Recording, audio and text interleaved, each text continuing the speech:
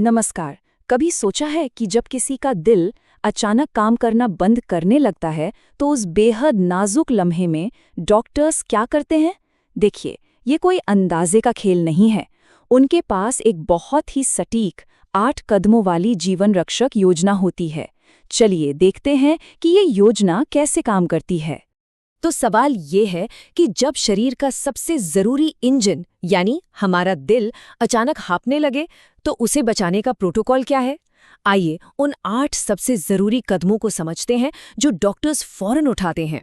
सबसे पहले तो ये समझना होगा कि ये सिचुएशन कितनी गंभीर है। एक्यूट कंजेस्टिव हार्ट फेलियर या CHF का सीधा मतलब है कि दिल अचानक से ठीक से ब्लड पंप नहीं कर पा रहा। और इसका नतीजा ये होता है कि खून फेफड़ों में वापस जमा होने लगता है, जिससे फेफड़ों में पानी भर जाता है। इसी को पल्मोनरी एडीमा कहते हैं और ये मरीज का दम घोट सकता है। ये एक असली मेडिकल इमरजेंसी है। तो ऐसे में डॉक्टरों के लिए पहली प्राथमिकता क्या होती है? जवाब बिल्कुल साफ है, मरीज को सांस लेने में मदद करना। सब कुछ यहीं से शुरू होता है, किसी भी तरह से एयरवे को खुला रखना और शरीर में ऑक्सीजन पहुंचाना। इसके लिए एक 2 prong अप्रोच यानी 2 तरफा तरीका अपनाया जाता है। सबसे पहले मरीज को बाहर से ऑक्सीजन दी जाती है ताकि खून में इसकी कमी पूरी हो सके, और इसके साथ ही CPAP मशीन का इस्तेमाल होता है। ये मशीन लगातार हवा का एक पॉजिटिव प्रेशर बनाए रखती है जो फेफड़ों को पिचकने से रोकती है और सांस लेना आसान बना देती है। एक बार जब मरीज की सांस थोड़ी स्थिर हो जाती है तो अब बारी आती है असली विलन से निपटने की, यानी फेफड़ों में जमा हुए उस एक्स्ट्रा पानी से। लक्ष्य बिल्कुल सीधा है, इस पानी को शरीर से बाहर निकालना। और इसके लिए 2 मुख्य तरीके हैं। पहला है डायोरेटिक्स या मूत्रवर्धक दवाएं। ये दवाएं किडनी को सिग्नल देती हैं कि वो शरीर से ज्यादा पानी और नमक बाहर निकालें। लेकिन अगर दवाएं काम ना करें या हालत ज्यादा बिगड़ जाए तो दूसरा ऑप्शन है अल्ट्राफिल्ट्रेशन।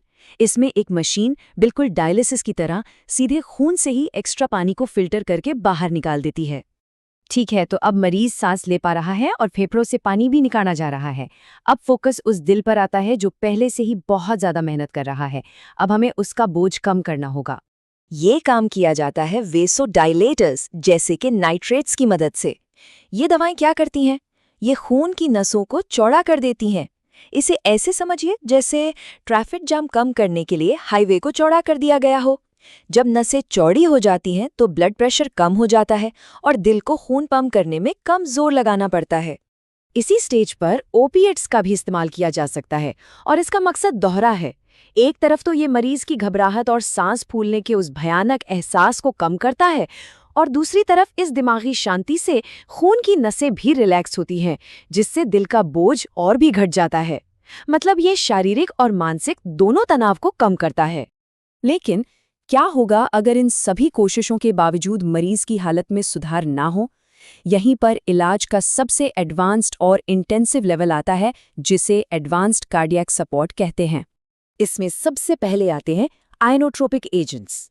ये बहुत पावरफुल दवाएं हैं जो सीधे दिल की मांसपेशियों पर असर करती हैं। डोपामाइन जैसी दवाएं दिल को ज्यादा मजबूती से धड़कने के लिए मजबूर करती हैं।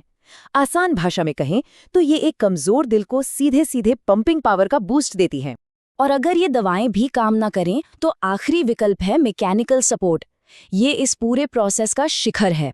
यहाँ मशीनें दिल के पंपिंग का काम या तो आंशिक रूप से या पूरी तरह से अपने हाथ में ले लेती हैं। इंट्रा एओर्टिक बलून पंप या वैट जैसे डिवाइस असल में एक बाहरी पंप की तरह काम करते हैं और उस दिल की मदद करते हैं जो खुद काम करने के लायक नहीं बचा है। तो चलिए इस पूरी प्रक्रिया पर एक नज़र फिर से डालते हैं। ये एक सीढ़ी की तरह है जिसकी शुरुआत सबसे बुनियादी ज़रूरत ऑक्सीजन से होती है और ये मैकेनिकल मशीनों के इस्तेमाल तक जाती है। हर एक कदम पिछले कदम पर बना है जो एक बहुत ही व्यवस्थित और मल्टी लेयर्ड रिस्पॉन्स को दिखाता है। तो आखिर में ये 8 कदमों की रणनीति सिर्फ एक चेकलिस्ट नहीं है, ये इस बात का एक जबरदस्त उदाहरण है कि कैसे आज की मॉडर्न मेडिसिन, साइंस, टेक्नोलॉजी और इंसानी सूझबूझ को मिलाकर जिंदगी और मौत के बीच खड़ी होती है। ये दिखाती है कि जब हर एक सेकंड कीमती हो तो एक सुनियोजित योजना ही सबसे बड़ी उम्मीद बन सकती है।